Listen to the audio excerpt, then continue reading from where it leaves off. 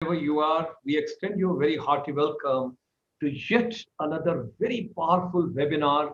Is the 233. That means 233 webinar, and that is coming to the entire global galaxy world over in different continents, in different countries, in different time zones, in different frames. First of all, let me ask, I hope you're taking care of your health, you're taking care of your wellness, you're taking care of your family, your friends, your neighbors, your community, your society, and everybody whosoever is next to you. You're taking care of everyone. Please look after everybody. It's a global family. It's a Vasudhaiv Kutumbakam. That's what Indians believe in the philosophy. So, ladies and gentlemen, today, whether you're in the morning zone, you are in the afternoon zone, or you are in the evening zone, or you're in the late evening zone, wherever you are, we are bringing you yet another very powerful deliberations and interface and discussion and some new pedagogies, andragogies, and vision, making education relevant.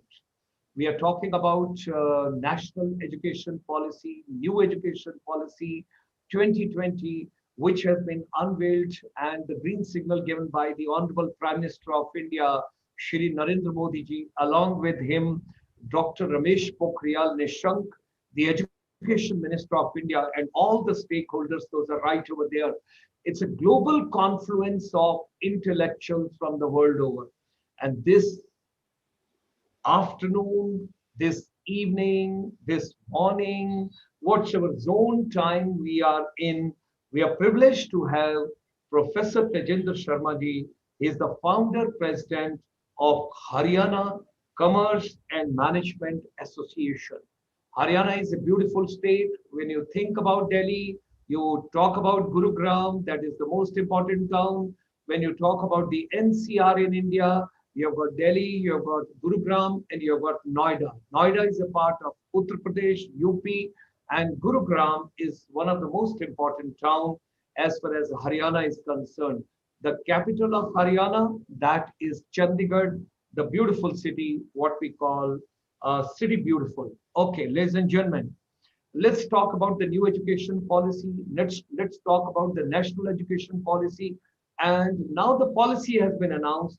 What is the roadmap ahead for the implementation?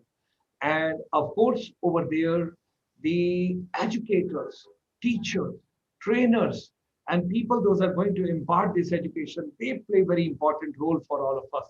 So what could be the innovative strategies for all of us to empower these educators?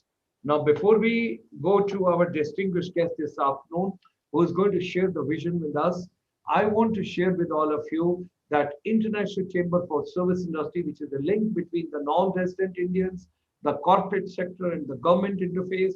From time to time, we keep giving the white paper, action paper, roadmap, strategy paper, whatever is required by the government, and we keep giving from time to them what exactly has to be done. We understand during this pandemic, 1.86 billion children are at present away from schools, colleges, universities, institutions.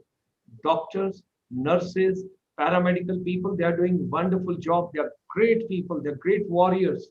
But teachers, educators, trainers, counselors, principals, and all the people, whether in school education or higher education or technical education or management education or skill education, competences, whatever we talk about. So they're also doing great job, and they're also the warriors. And we have taken the agenda during this coronavirus pandemic. We will be focusing on education, making education relevant. So let's move Monday to Sunday. And today is a beautiful Friday. So, ladies and gentlemen, while extending a hearty welcome to Professor Tejinder Sharma ji, the founder president of the Haryana Commerce and Management Association, I wish to share with all of you that presently he is working in the most important place when you get back to the ancient India, heritage India, old civilization of India. When you talk about Mahabharat, when you talk about Kurukshetra, so there comes Kurukshetra University in a beautiful city called Kurukshetra in the state of Haryana. He has over 25 years of corporate, academic, and research experience, and his research interests are particularly in the field of marketing. He is the managing editor of the Journal of Business Wisdom and is in the editorial and the referee boards of the several international and national journals.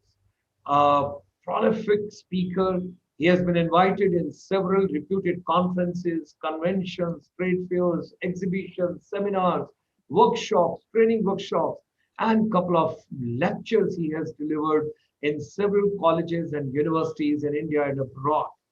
Besides being an academician of repute, Professor Tejinder Sharma ji holds several academic administrative positions in the university. He has been program officer NSS and then university coordinator for the NSS in Kurukshetra University. Presently, he is a director of public relations.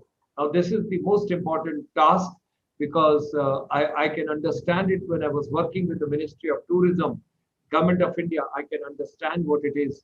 And coming from the armed forces also, I understand what is the importance of the public relation because positivity plays very important role. And as a director of public relation, it's a very important task and has spearheaded the digital campaign of the university. He is also the nodal officer of CM's Windows social media.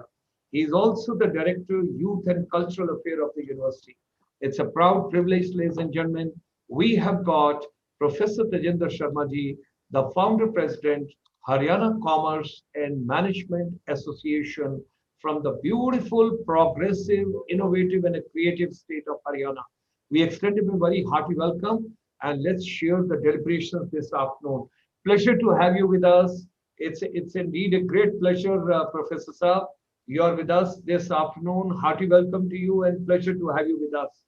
Now, as the new education policy has been put into place, it has been given into perspective.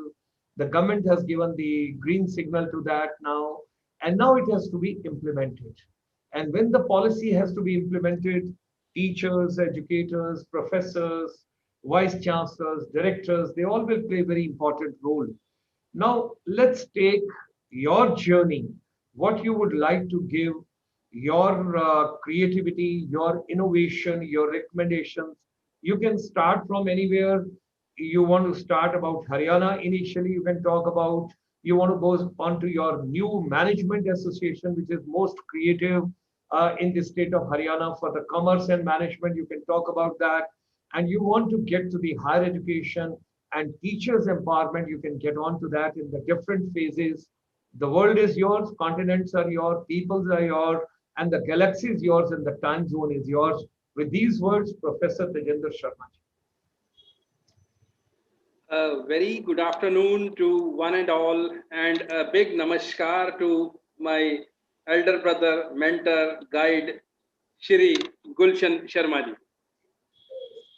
Sir, I'm so overwhelmed. I was thinking, what are you speaking about me? Sir, I'm nothing. I just am doing my duty. And you spoke so much at this public platform. I'm so grateful to you for your kind words, sir.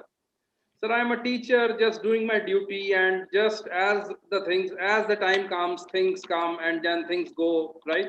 We are basically concentrating on one important thing, that is the task in hand. And what I have learned in my journey is, let's not plan too much. Let's just sit together and do what is before us in the best possible manner.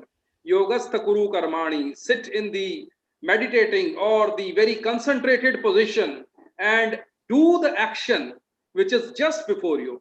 And yoga karmasu kuru kaushalam, do it with the best possible excellence. Do it in a manner in which nobody else can do it. Give your heart, body, mind, and soul. And when we do it, I think so, then things happen. Sir, greetings from the land of Kurukshetra, the land of Haryana.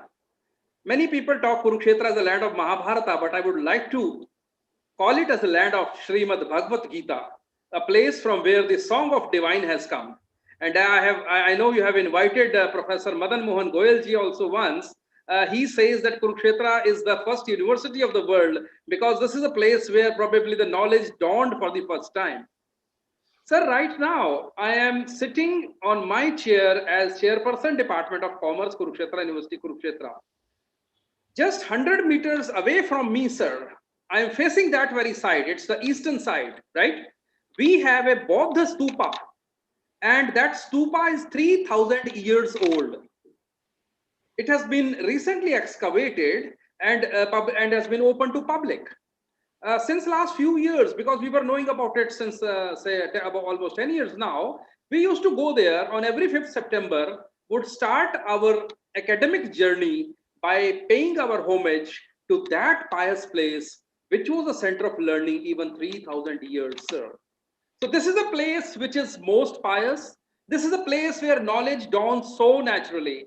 This is a place which understands that Lakshmi can come only when we have Saraswati. And rightfully, thank God, we have now realized the importance of the pursuit of knowledge, and our national education policy talks about access, inclusiveness, expansion, and pursuit of knowledge, wisdom, and truth. We aim at equitable, vibrant knowledge society. We may be concentrating on our strength, but then the strength has to come from the knowledge. The sooner we realize, the better it is. As a center of excellence, as a center of knowledge, India has been at the threshold of the world for over a millennium. It was only the recent years that we probably faced certain limitations. But it's nice that we are realizing the importance of knowledge, a knowledge which is dedicated not to dominance and destruction, not to expansionism, but a knowledge that is dedicated to the betterment of the world, to making this world a better place, and to increase the brotherhood in our fellow beings across the world. We may be born anywhere, but we all share the same DNA, we all share the same vibes, we all share the same super consciousness.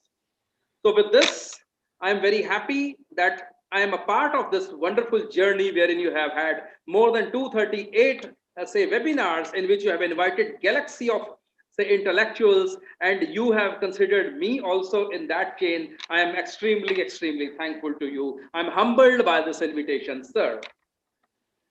Indeed, sir, we have come a very long way as far as our journey from higher education is concerned. If we talk about the past, indeed, you know, we have had an absolutely glorious past. We were a knowledge-driven society. Rather, I would not say that we were never a knowledge-driven society. It was only the forms in which the knowledge manifested and transmitted that changed. India was with knowledge, and India is with knowledge, and India remains with knowledge. Because in our philosophy, we are enshrined with very important concepts of logic. We do not accept anything just because it has been said by somebody, or it is written somewhere, or there is somebody who speaks about it.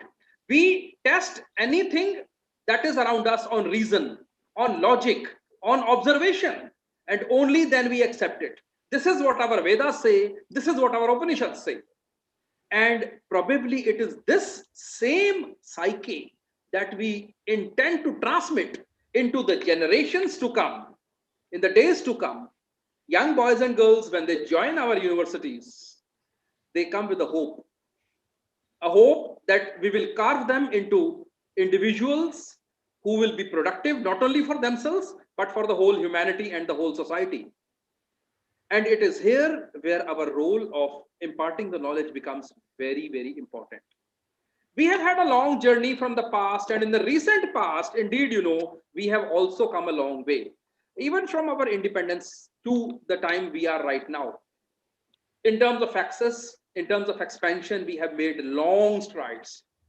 Starting by mere a dozen of universities at the time of independence, today we are touching almost a figure of 1,000 universities. And universities of all sorts, deemed universities, private universities, state universities, central universities.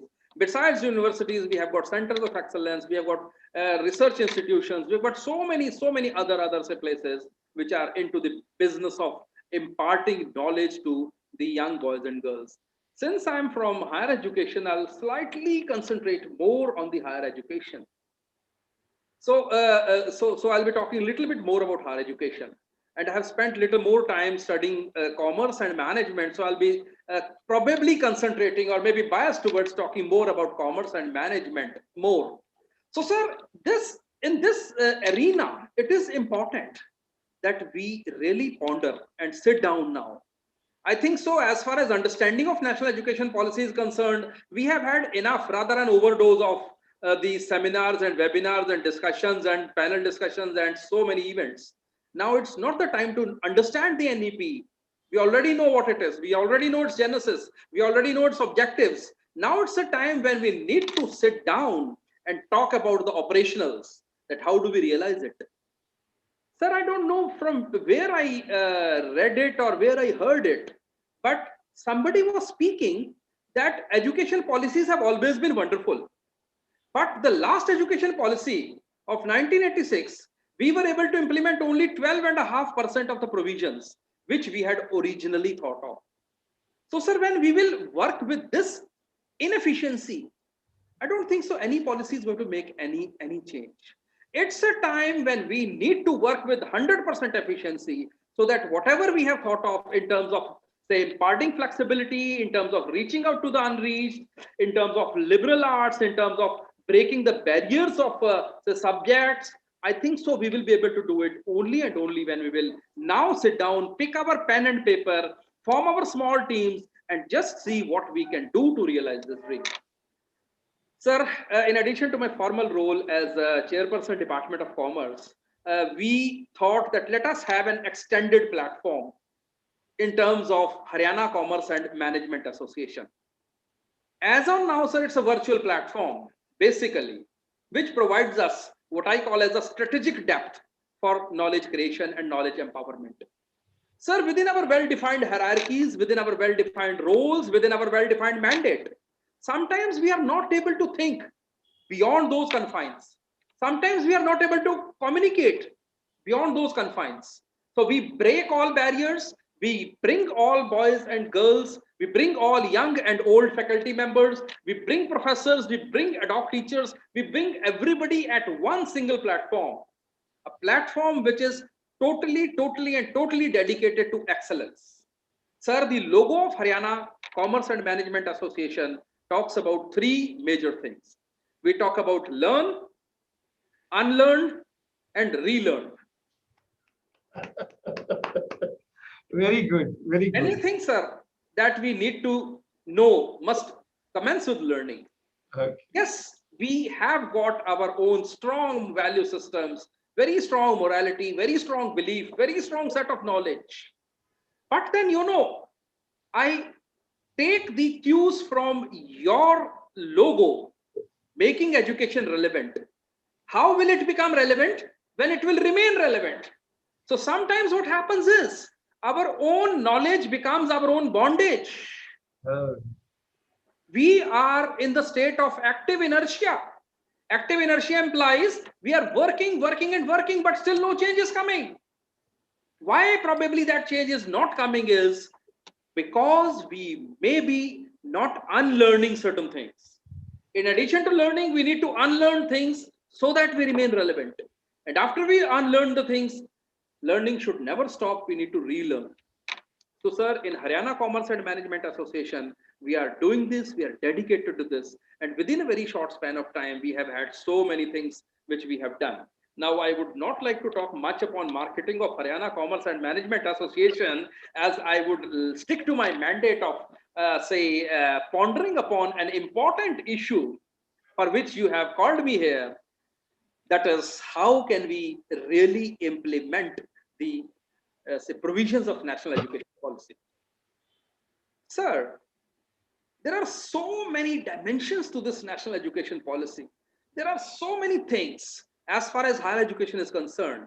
There is so much of multi-stakeholderism within higher education. I really do not know who owns the university. Yes, sir. Whether it is the academia, whether it is the students, whether it is the administration, whether it is the government, whether it is the local public around us, or whether it is the local politician, We really do not know who owns the university. There is so much of multi-stakeholderism. There are so many power centers within our system. Each one of them is trying to have its own say, pound of flesh.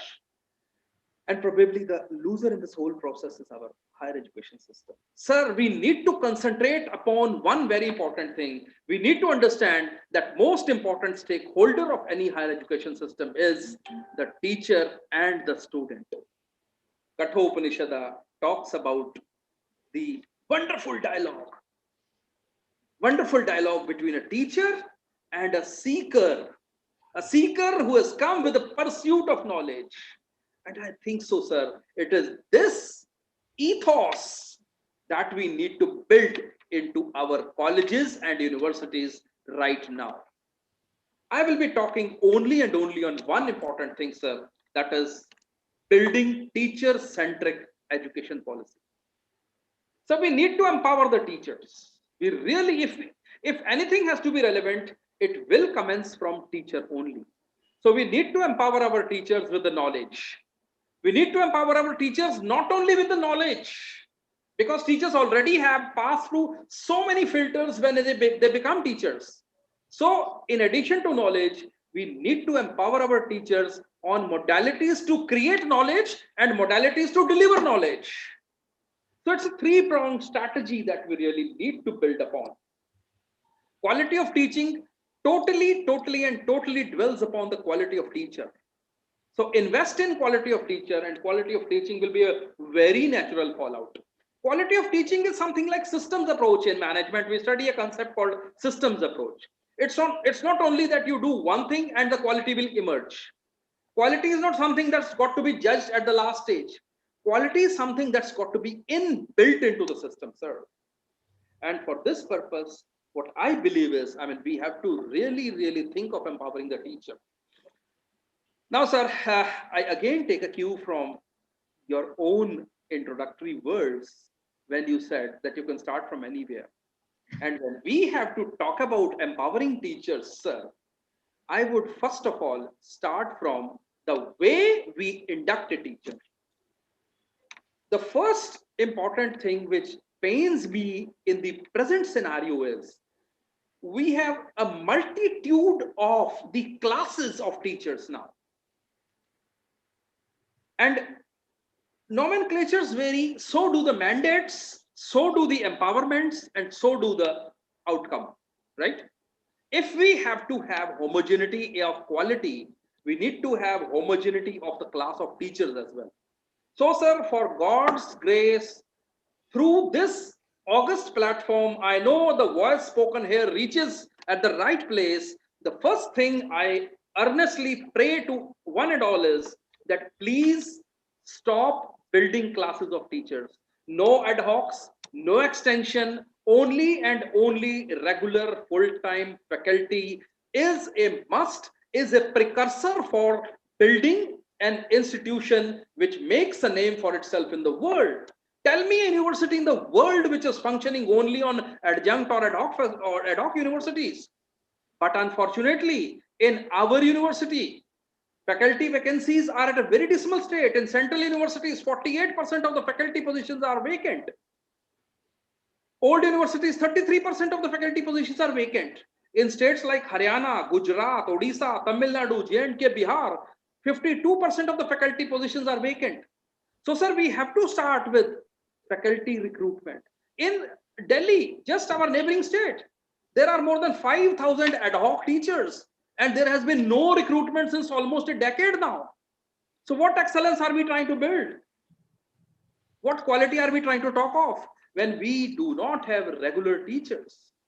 So first is, please make a plan for recruiting teachers at a very fast pace into the universities and colleges. Second point, sir, which I would like to, we have a power cut, right? No worries. Second point, I'll just... Your voice is that of a loin, no problem. Right, I'll just open the door so that we have some light.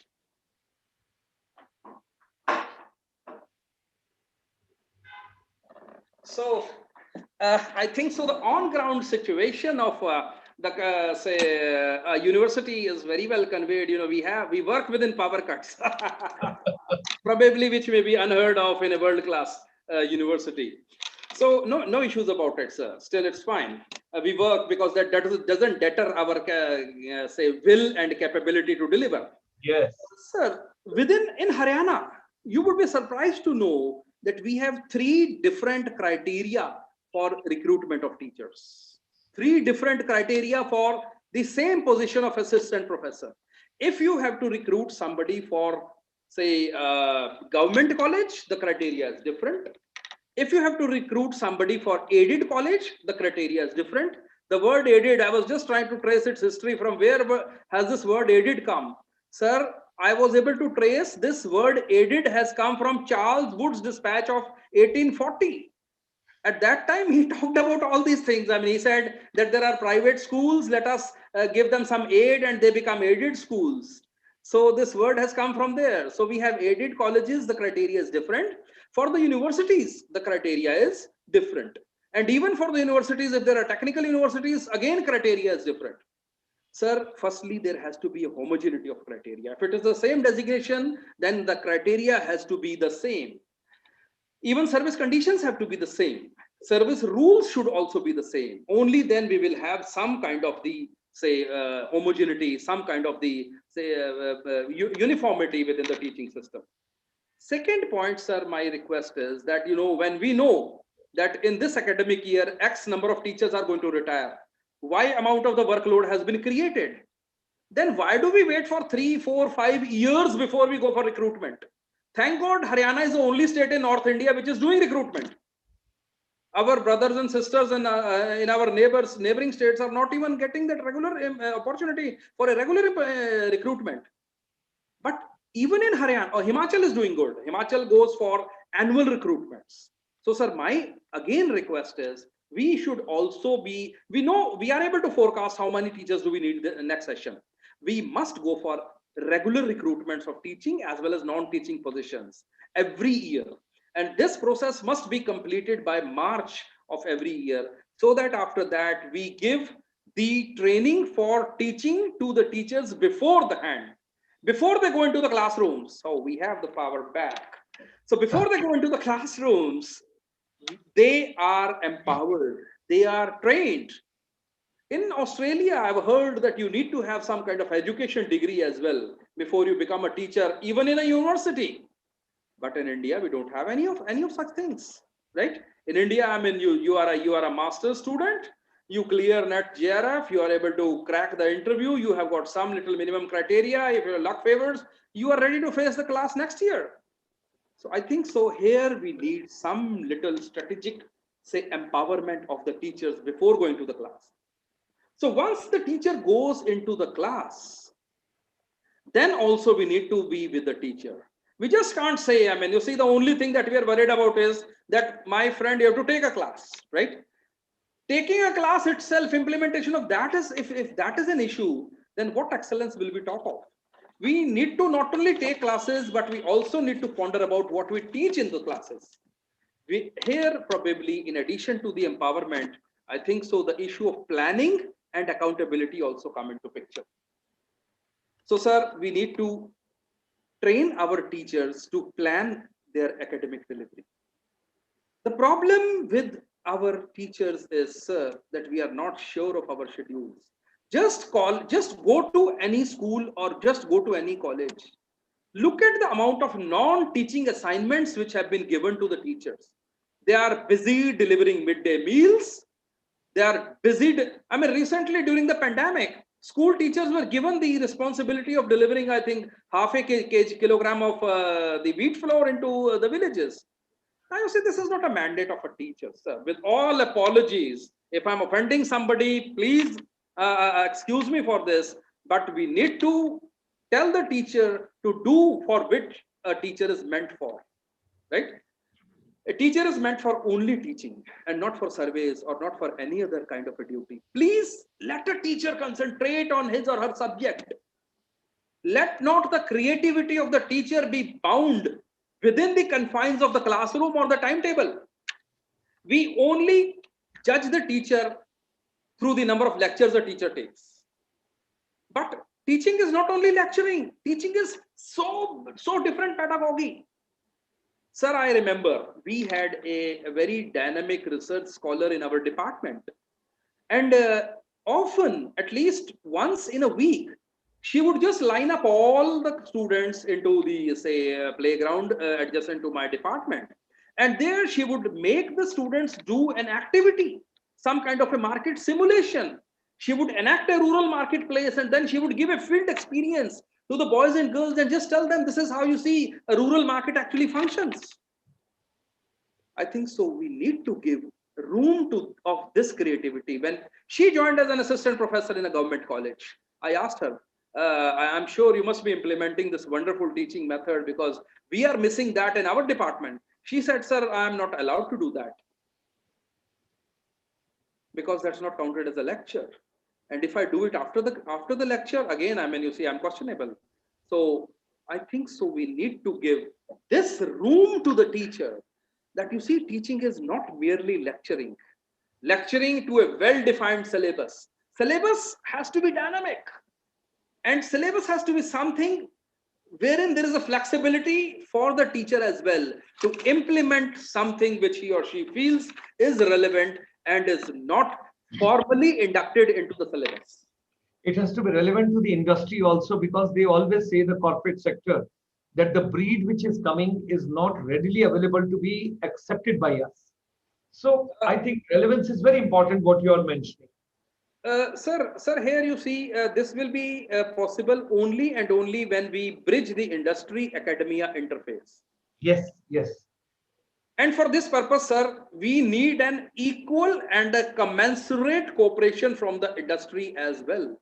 Yes, yes, absolutely, absolutely. And today if a professor goes to a industry looking for any kind of an association, there are enough mindset roadblocks from both sides. Firstly, a professor would never go, right? Secondly, if he or she goes, right? If he or she goes, believe me, you know, I'm teaching MCOM students. My MCOM students have not seen an Anaj Mandi. Can you imagine this? The basic commercial activity of my state. Okay, I took them there. Then I thought, okay, let me take you to a modern storage facility. You know, we have one at Dand near to us. Warehouse. I went there once, but second time they didn't even give us the permission to enter there. I don't know what mindset issue is there, right? They are students, they're just observing. They will learn, and when they will learn, they will make similar kind of these silos in their own villages. Probably the things you see today, just near to my university, near Brahmasarovar, sir, all the wheat that has been procured, that is lying dumped there, sir. Not wheat, sir, paddy that has been procured. It is dumped and it is being repacked in open. Thank God we don't have any rain this time.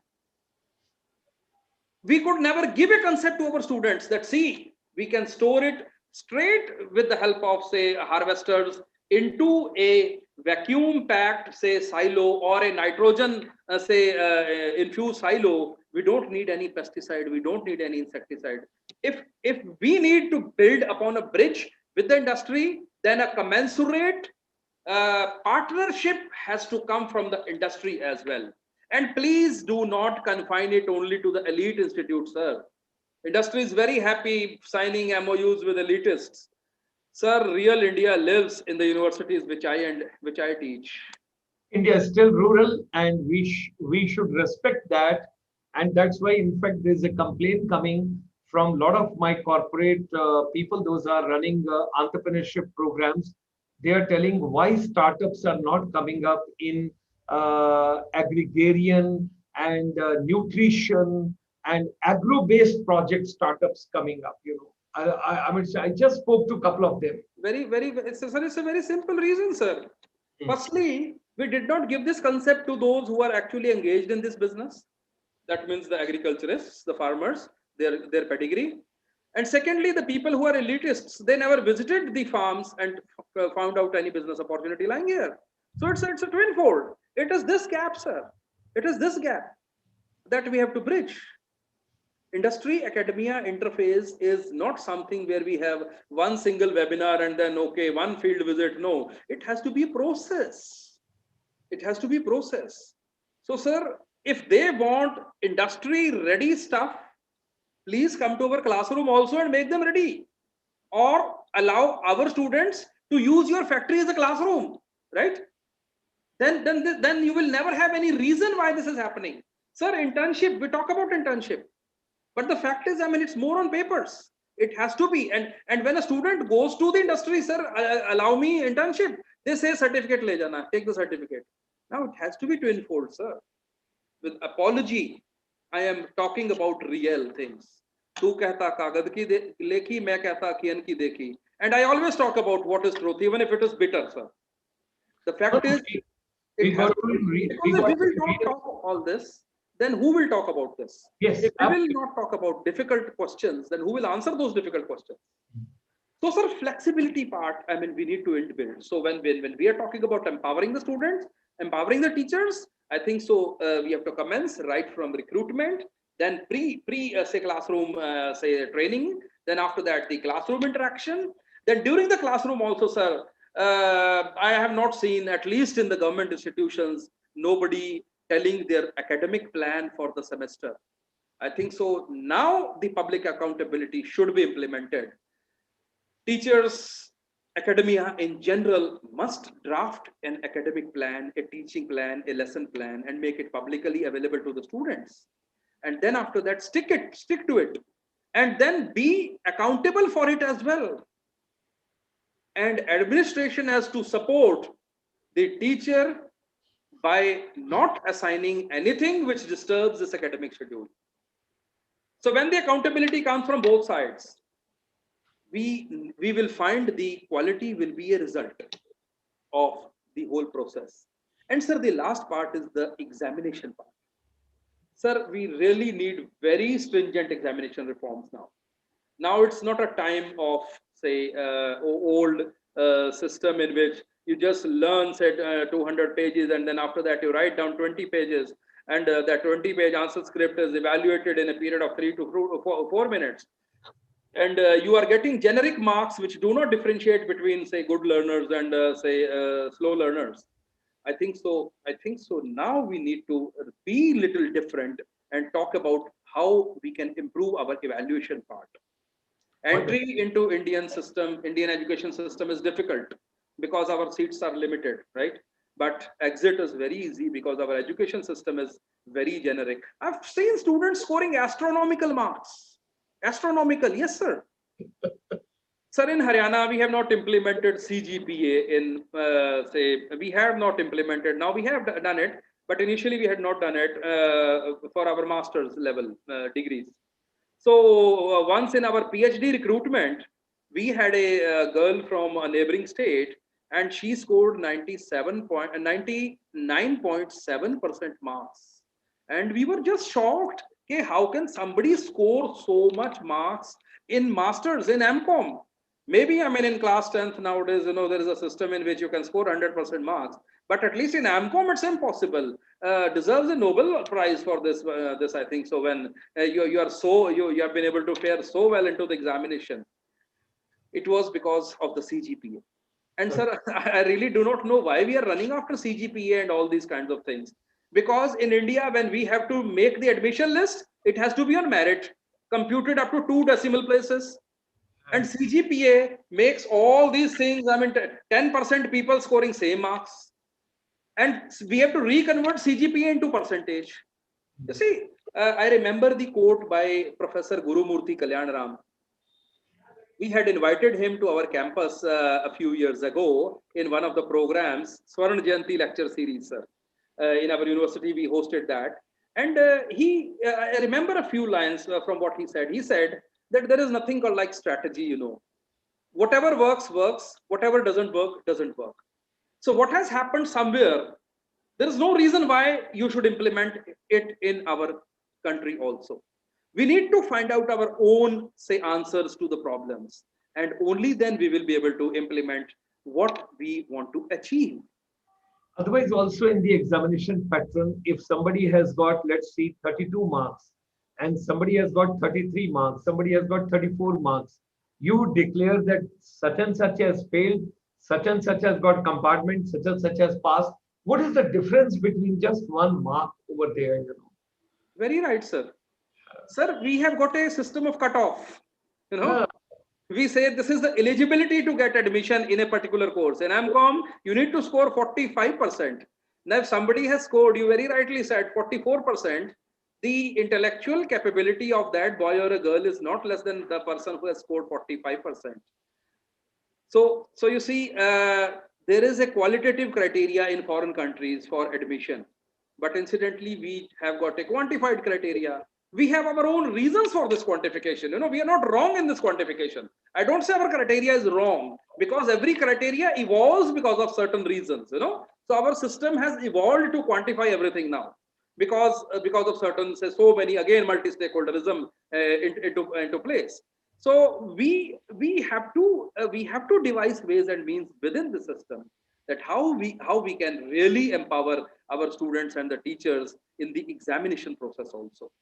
Examination also cannot be, sir, one examination for 5 lakh students appearing in the same paper and then attempting same set of questions. You know, it has to be the one which really gives an opportunity to the student where a student can really show what he or she has learned. So we need to really empower the teachers in terms of teaching. point Second well issue, taken. sir. Huh. How do you look at technology? How do you look at technology? How do we make our teacher technology savvy? How do we go with it? Sir, you have really touched a very important issue, sir. Sir, I know I say coronavirus has given us lots of pain, but coronavirus has also told us a very important hidden strength, which probably we would have never known. You see, the pace at which we have adapted to online teaching and online learning in India is really remarkable, sir. I compliment my fellow colleagues in schools, colleges, and universities, and also the wonderful boys and girls and their parents, because without them, this wouldn't have been possible, right? And their parents for creating an ecosystem. I agree this is not a substitute for offline, but still, Correct. within this present system, this has delivered. At least we have not wasted any year. At least we have not wasted the whole time. So adaptation to technology, sir, I have full faith in my fellow colleagues. They will do it. But How then do you you, know, how would you change the mindset of certain people when we are talking about teachers' empowerment? Some of the teachers feel, I'm going to retire in next 3 years, 4 years. Why to pick up? Why to have this andragogy? Why to develop technology? Why to pick up this new skill and all? How to change a mindset? Because every teacher matters, every class matters, every student matters, every period matters, every day matters. How do we bring that mindset change? sir, it is not only for the people who are about to retire, because what you call is the propensity to learn is independent of the age. And I take you as a role model, sir. I People love of your all age of do not you. even own an ATM. And see a young friend really doing hosting webinars and has already hosted 238 of them. So it is independent of the age. It's a function of the mindset. Okay. It's So a function of the mindset. we got to So now change we the have got mindset. Hmm. so now, sir, we have got different, say, layers of people. Yeah. One would be very adaptive, they would be early adapters. And they would be the ones who would have been the first to experiment it. Then second stage is the laggards, the one who see, okay, my friend who is junior to me is doing so well in the classes. Can I really, why can't I do it, right? So that person finds, oh, why didn't I try it earlier? It was so easy. So those people join this. I am not finding anybody till now around me who does not adapt to it at all. Wow. Great. So sir, people have really adapted it. Yes, in the rural areas, there are certain roadblocks, but still they are fast, say, catching up. Here, I think so. Administrators' role also needs to be there. They have to play a twin, fold strategy. The carrot and stick would work very well here, sir.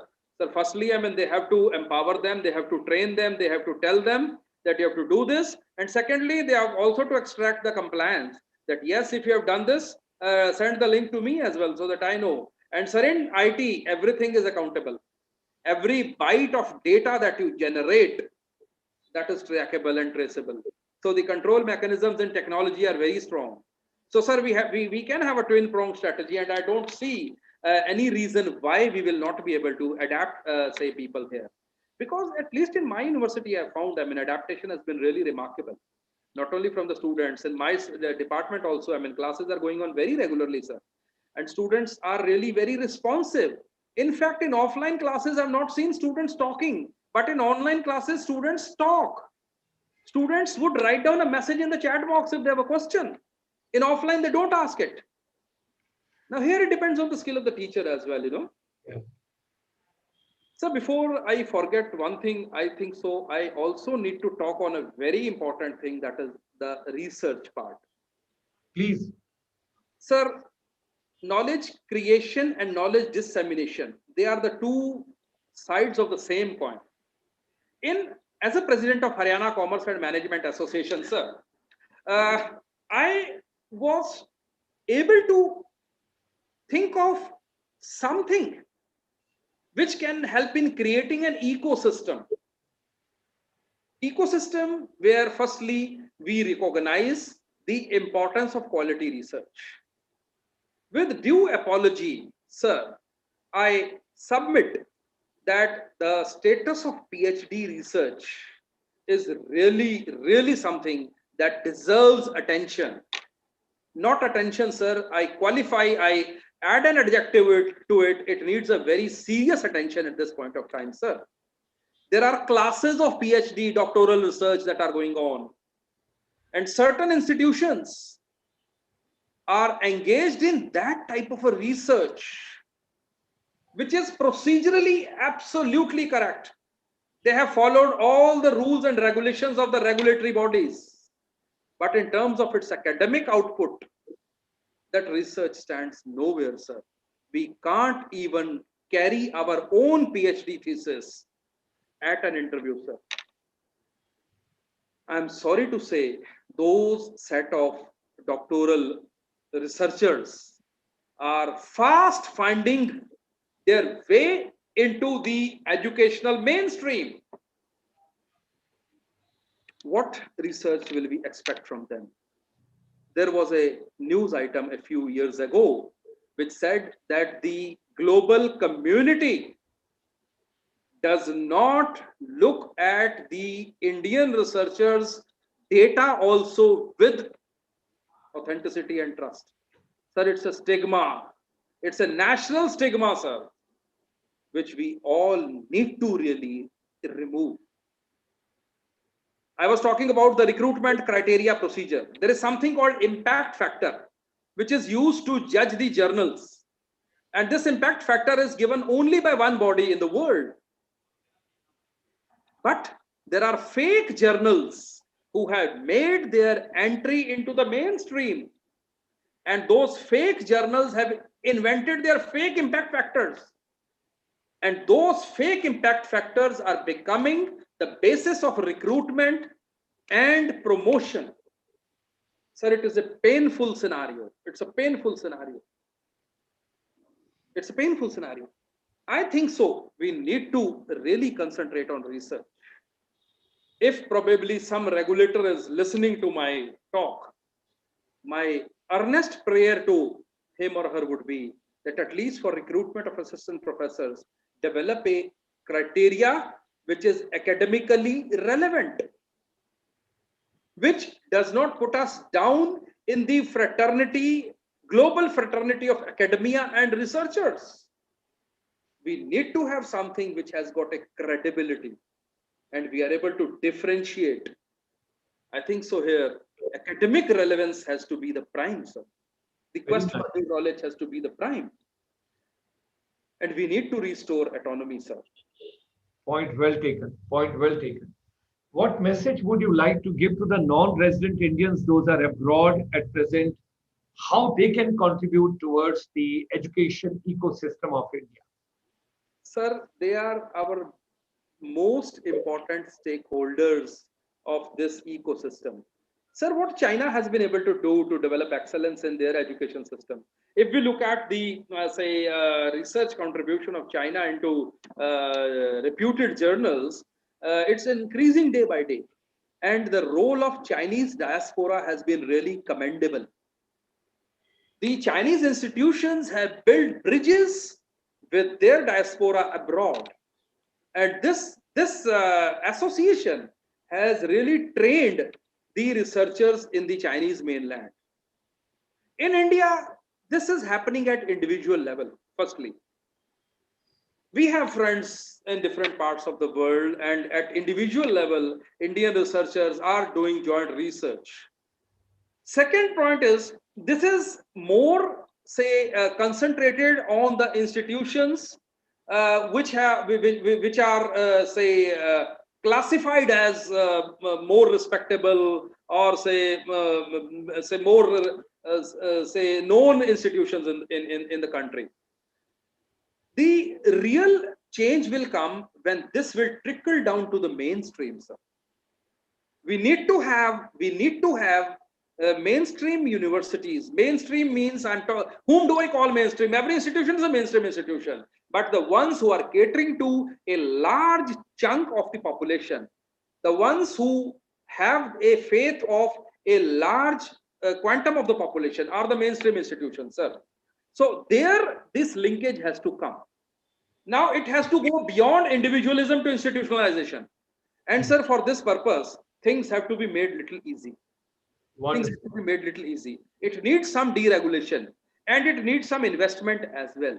And believe me, sir, from my interaction with our brothers and sisters abroad, they are ready to come. They are ready to help, provided we are ready to listen. Here, sir, here our problem comes from the people who run the state of affairs. I think so. Here again, it has to be a bottom-up approach. It has to be teacher to teacher, say, empowerment across institutions, across nations, which will really build ecosystems.